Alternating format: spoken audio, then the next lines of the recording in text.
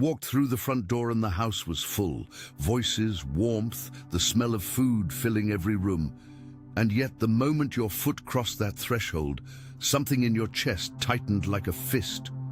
Not because the house was cold, because it was warm for everyone except the part of you that needed it most. You smiled, you took off your coat, you asked how everyone's day went, and nobody asked about yours. Not because they forgot, because somewhere along the way, your exhaustion became background noise in a home that had learned to function without ever truly seeing you. That is a particular kind of ache that doesn't make it onto sympathy cards. It doesn't get a diagnosis or a name at the dinner table. It just lives inside you, quietly, like a guest who was never invited but never asked to leave. There is a grief that belongs specifically to the person who feels most alone inside the loudest room. It is not the grief of a funeral or a catastrophe. It is the grief of the ordinary Tuesday, the one where you sat in a chair surrounded by your own blood and realized that none of them actually knew who you were. Not the real version. Not the version that prays at 2 a.m. Not the version that feels the weight of the world in the smallest interactions. Not the version that has been quietly carrying wounds that nobody in that room ever acknowledged they helped create. You have been performing a role in a play that was written before you were born. And somewhere deep beneath the performance, the truest part of you has been screaming to be seen. What they never tell you about invisible wounds is how loud they are on the inside. Your stomach knows, your shoulders know, your body has been holding a conversation about what your mouth was never permitted to say. The tension across your back every time a certain name appears on your phone. The way your jaw tightens at a particular tone of voice. The exhaustion that hits you, not after physical labor, but after 30 minutes of pretending to be fine. God has not been ignoring the body that holds your spirit. He has been reading every physical signal like a letter, every sleepless night, every swallowed word, every forced smile at a holiday table where the food was plentiful and the love felt rationed. He catalogued all of it, and he did not catalogue it to condemn you. He catalogued it because evidence matters, and your case before heaven has been airtight for a very long time. That is why in the trilogy, The 3 Keys to a Prosperous Life, the link is in the pinned comment, I explain exactly how the wounds that formed in those silent, invisible moments are the very wounds that become your greatest source of authority when they are healed. The pain you have been carrying in secret is not a liability, it is a credential. Go to the pinned comment right now, access that material, and let what God began in the fire be completed in understanding. You learn to make yourself smaller in rooms where your presence made others uncomfortable, not because you were too much, but because the system needed you to believe you were. Narcissistic family structures operate on a silent currency of compliance. The child who refuses to trade in that currency gets labeled difficult, sensitive, dramatic, ungrateful. You heard those words so many times that you began to try them on, not as accusations, but as mirrors, turning them over in your hands late at night, wondering if maybe they were right. Maybe the problem was the size of your feelings. Maybe the problem was the depth at which you processed the world. Maybe the problem was you. But here is what those rooms never told you, and what heaven has been trying to reach you with through every silence and every isolated moment. The depth of your sensitivity is not a malfunction. It is the exact infrastructure required for the assignment that has your name on it. The table was set, and you were sitting there. Thanksgiving, Christmas, a birthday, any of those rituals that are supposed to feel like belonging. And you were physically present while spiritually hovering somewhere above the scene, watching yourself participate in something that never quite felt like home. You passed the dishes, you laughed at the right moments, you absorbed the passive comments without flinching in front of witnesses. But later in the car, or in the shower, or in the silence of your room, while the house settled into sleep around you, something in you broke open just a little. Not a dramatic breaking, the quiet kind, The kind where a single tear escapes, not because one thing happened, but because 10,000 things finally accumulated past the point your composure could contain them. That tear was not weakness. That was your soul refusing to lie about what was true. The shower becomes a confessional when you have nowhere else to be honest. Standing under water that is either too hot or just hot enough, letting it cover the sounds that you would never let anyone else hear. That is one of the most spiritually charged moments a human being can occupy, and most people never realize it. What leaves your body in those moments is not just grief. It is prayer. It is the wordless kind, the kind that bypasses language entirely and goes straight from the marrow to the throne room. David wrote entire psalms from that place. He did not dress his anguish in theological language before bringing it to God. He brought it raw, shaking, barely coherent, and God called him a man after his own heart. Your broken, private, shower floor prayers have been reaching the same address. Do not let anyone tell you that God only hears you when you are composed. There is something happening in the spiritual atmosphere around a person who has been chosen for a specific kind of weight-bearing assignment. What happens in the unseen realm is that the very light carried by such a person creates a kind of disruption. Not because the light is wrong, but because certain things cannot coexist with it. Darkness does not debate light, it reacts to it. And the reaction looks like irritation, like exclusion, like the subtle but consistent effort to convince the light bearer that they are the source of the problem. What was actually happening in that home, at that table, inside those relationships where you could never quite get it right no matter how hard you tried, was not primarily a human drama. It was a spiritual one. You were not failing to fit in. You were succeeding at being exactly what the enemy of your assignment needed you to not be. Your body carried the evidence of this warfare long before your mind had language for it. The hypervigilance that made you scan rooms for emotional temperature before you could relax. The way you always knew when a mood had shifted even before a word was spoken. The chronic low-grade anxiety that was not a disorder, but a survival adaptation. Your nervous system learning to stay alert inside an environment where safety was never fully guaranteed. You were not anxious because something was wrong with your brain. You were anxious because your body was doing exactly what it was designed to do inside a system that required constant monitoring. The healing is not about fixing what broke. It is about letting your body learn, slowly and with great patience, that the environment has changed, that the war in that particular theater is over. The social mirror that a family holds up to its members is one of the most powerful forces in human development and one of the most destructible.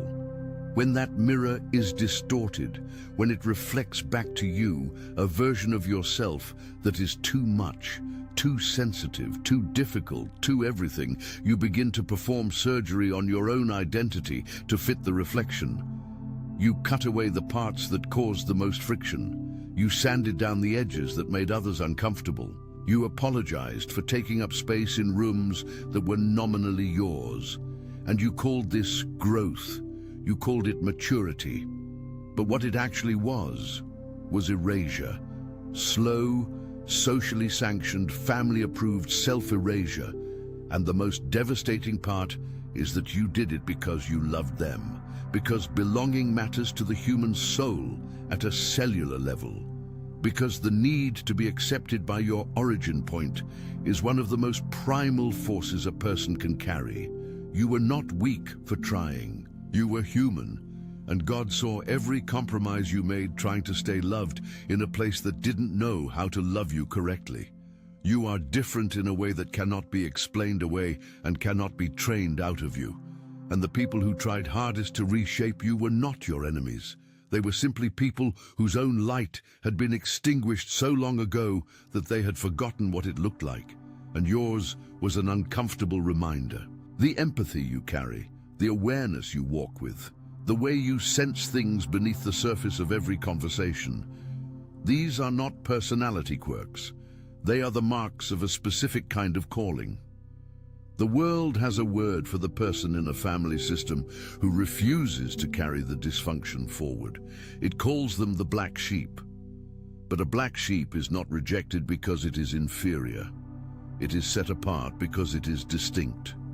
The shepherd knows exactly which one it is. The shepherd always knows. The story of Joseph reads like a thriller when you move through it quickly, but when you slow down and sit inside the individual rooms of his journey, it becomes something else entirely. It becomes a mirror. Not the distorted family mirror, the true one. Joseph did not have the comfort of knowing how the story would end when he was sitting in that pit, listening to his brothers negotiate his price above his head. He did not have the foreknowledge of the palace when he was in Potiphar's house, being falsely accused by the very person he refused to betray. He did not have the timeline of his promotion when he was in the prison, faithfully interpreting dreams for men who walked out of their cells and forgot his name.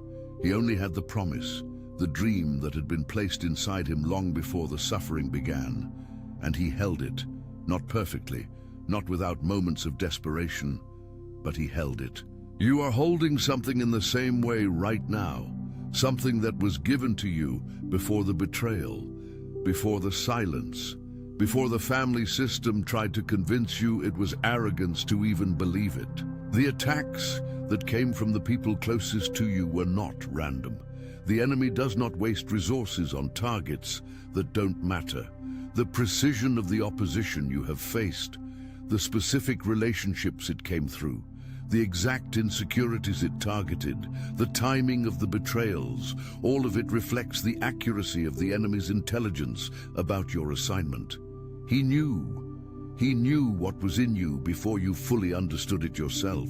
And he deployed the most effective weapon in his arsenal, the people whose approval you needed most. This is not a reason to be bitter toward those people.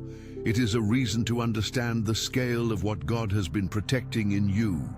The level of attack is always proportional to the level of the assignment. What has been coming for you tells you everything about the magnitude of what is coming through you. David wrote music in fields and caves and wilderness places, not in concert halls, not for audiences, not for applause. He wrote in solitude, in exile, in the specific kind of aloneness that descends when you are chosen but not yet coronated.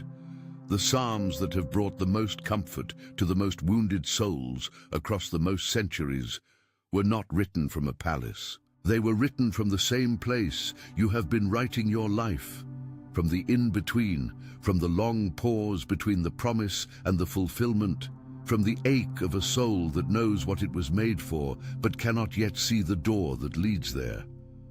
You have been writing psalms too, not always with words, sometimes with endurance, sometimes with the choice to stay faithful when faithfulness felt like the most unrewarded behavior available to you. As I teach deeply in the material, The 3 Keys to a Prosperous Life, I left the link for you in the pinned comment. This pain is not the end of your story. It is the credential section of your testimony. The breakthrough you are approaching is not built on the moments when it was easy. It is built on the very moments that almost ended you. Go to the pinned comment. Access that teaching. What I share there will give language to what God has already been doing in you beneath the surface. Jesus walked into villages, and the religious system of his time felt a disturbance before he even opened his mouth. The structure could not accommodate the frequency he carried, not because he violated rules, but because his presence exposed the distance between performance and truth, and performance always fights for its survival. The same thing happened to you inside your family system. Your refusal to perform dysfunction at the required level, your insistence on feeling what was actually happening, on naming what was actually true, on being who you actually were instead of the character the system had assigned you. That refusal created friction, not because you were wrong, but because you were real. And reality is the most threatening thing you can bring into a system built on collective illusion. The hidden envy never announced itself as envy.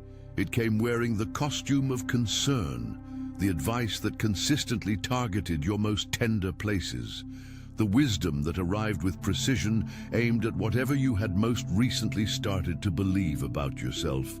You're too sensitive. You take things too personally. You think too highly of yourself. You need to be more realistic.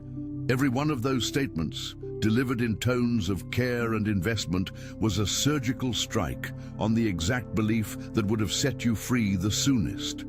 This is not a conspiracy theory. This is epigenetics. Generational systems transmit their limitations not just through behavior, but through language. The specific vocabulary of diminishment passed from one generation to the next, landing in the next carrier with surgical accuracy because it has been refined by repetition across decades. You absorbed so many of those words that you began to use them on yourself.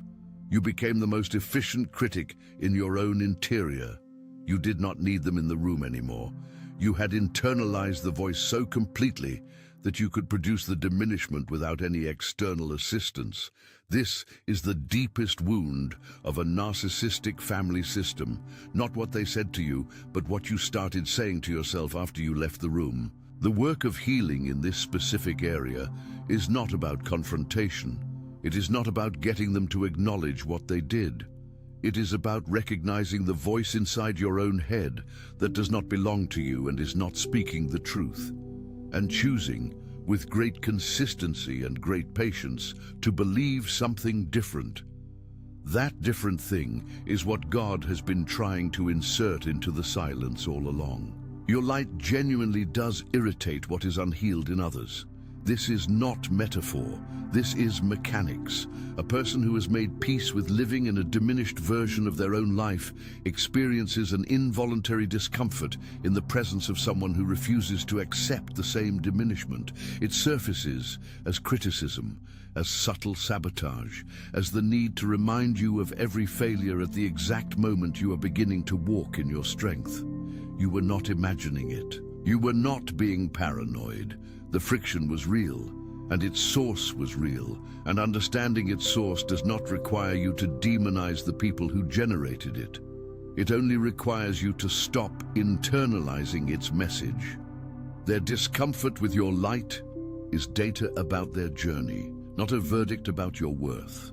The ones who come against the anointing most aggressively are often the ones who carry the most forfeited potential. Somewhere inside every person who consistently tries to shrink you is the ghost of a dream they stopped believing in. This does not excuse the behavior, but it does reframe the target. They were not coming after you. They were coming after the reminder. And you have spent long enough carrying the weight of what their forfeiture cost them. Set it down, not in contempt, in compassion. The clean kind, the kind that doesn't require you to keep absorbing the impact of their grief in order to prove that you care about them. The Father removed certain relationships from your life with a precision that felt, in the moment, like pure loss. The friendship that went cold, the family connection that fractured, the mentor who turned, the spiritual community that closed itself around its own limitations and left you outside. Every one of those removals felt like rejection. But rejections authored by God have a different interior structure than rejections authored by people. They leave behind a specific kind of space, a clearing, an acreage of quiet that at first feels like devastation and slowly begins to feel like breathing room. You are in that breathing room right now, even if it still feels raw. Even if the silence of it still registers more as wound than gift. The gift is real. The space that was cleared is not empty. It is prepared.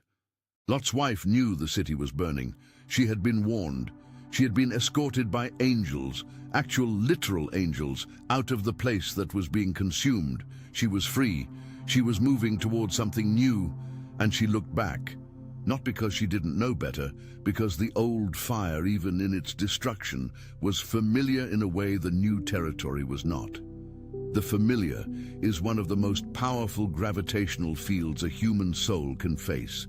It pulls even when it destroys. The specific version of that pull you are fighting right now is the pull of the old approval, the need to go back and finally be seen correctly by the people who refuse to see you. The desire to be vindicated in the room that dismissed you. The compulsion to prove your worth to an audience that will never be capable of measuring it accurately. That is the fire behind you, and God is asking you not to turn around. The pillar of salt is not a punishment. It is a portrait. It is what happens to a person who has been liberated but cannot release their identity from the place they were liberated from. You cannot become a pillar of what was and move forward into what is at the same time. The two are incompatible. The old version of you, the one built for survival inside that system, the one with the armor and the performance and the finely tuned sensitivity to danger signals, that version served you when you needed it. It kept you alive in an environment that required constant navigation. Honor it for that, and then let it go. Because the new territory does not require the armor. It requires the real you, the unguarded one, the one who was always underneath. God does not heal in increments that feel comfortable. He heals in the deep places first, the ones you have the least language for, the ones that surface in the middle of worship or in the first moment after waking.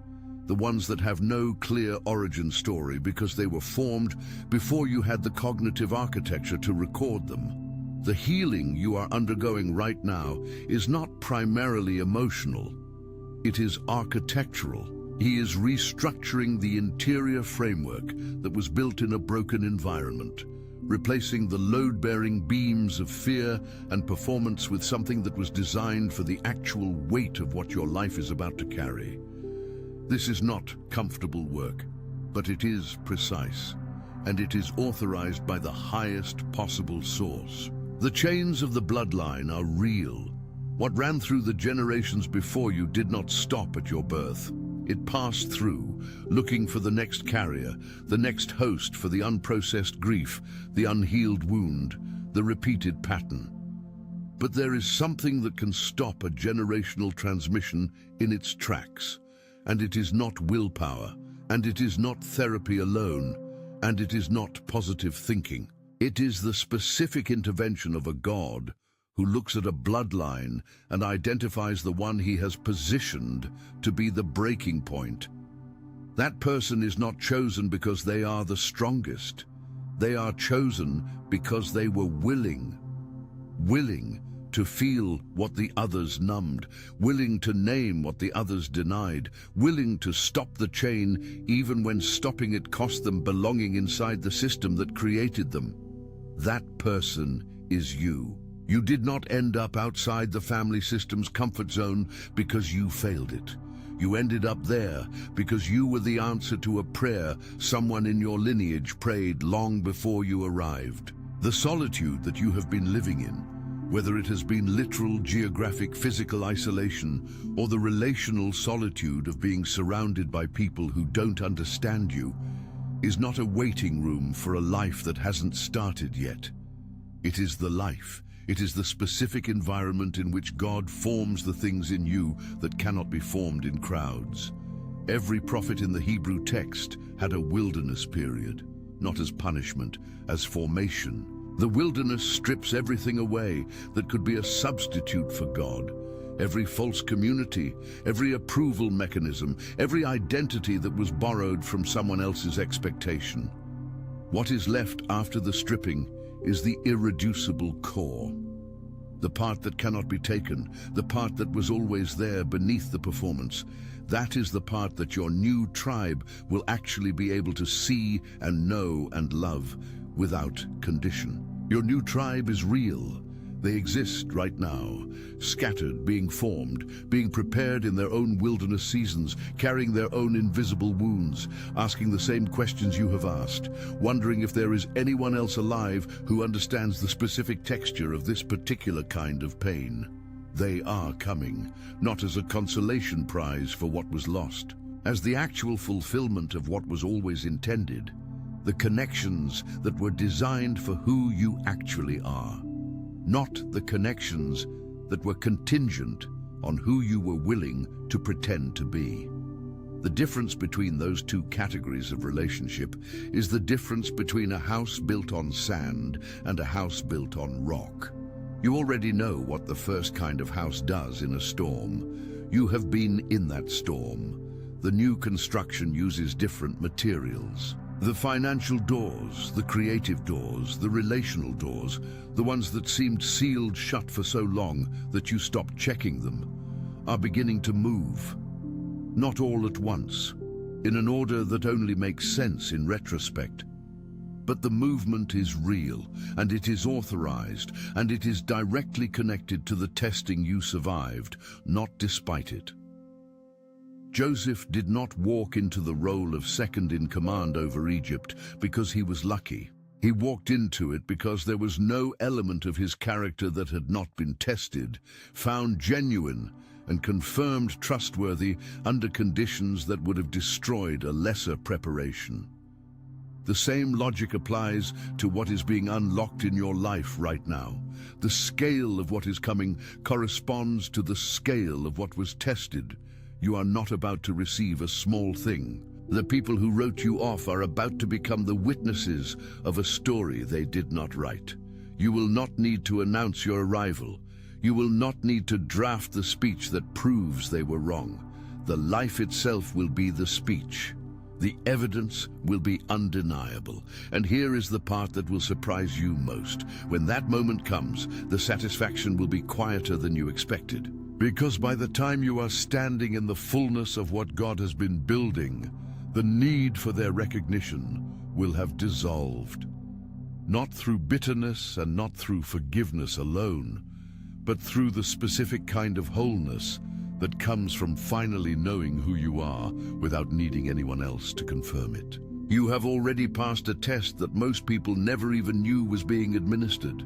In the moment when the wound was fresh and bitterness had every legal and emotional right to move into your heart and set up permanent residence, you made a different choice.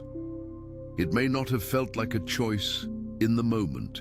It may have felt like sheer exhaustion or surrender or the absence of enough energy to maintain the hatred. But heaven recorded it as a choice. The angels that attended that moment did not see a defeated person. They saw a soul that had been tested to its absolute limit and still refused to become what had been done to it. That refusal is the most important thing you have ever done. That refusal is the foundation on which everything coming next is being built. Rise. The version of you that survived the fire is not damaged goods with a survival story. It is the whole point. It is the very form God intended when He drew up the design, not the unwounded version that never had to discover what it was made of. But this one, the tested one, the one who knows from the inside what it costs to stay faithful when faithfulness felt like the worst deal on the table. There is someone sitting in the exact silence you once sat in, carrying the exact invisible weight you once carried, asking the desperate questions you once asked, and your life, the one being written right now, the one that looks to you like a long recovery but looks to heaven like a masterpiece in progress, is the answer to their prayer. You are not the ending of a hard story. You are the beginning of someone else's miracle. If you study the trilogy, The 3 Keys to a Prosperous Life, which link is in the pinned comment, you will see that every element of the journey described in this message, the invisible wounds, the black sheep assignment, the wilderness formation, the unlocking of doors, the new tribe, the generational chain breaking. There is a key for each of them, not a formula, not a shortcut, a key. The kind that was designed for the specific lock on the specific door that has your name on it. I did not create that material for the crowds. I created it for the one who made it this far, the one who almost didn't, the one who is reading this right now and feeling something move in a place that has been still for a very long time. That movement is not coincidence. That is recognition. Heaven knows your name. The pinned comment has the door. Go open it.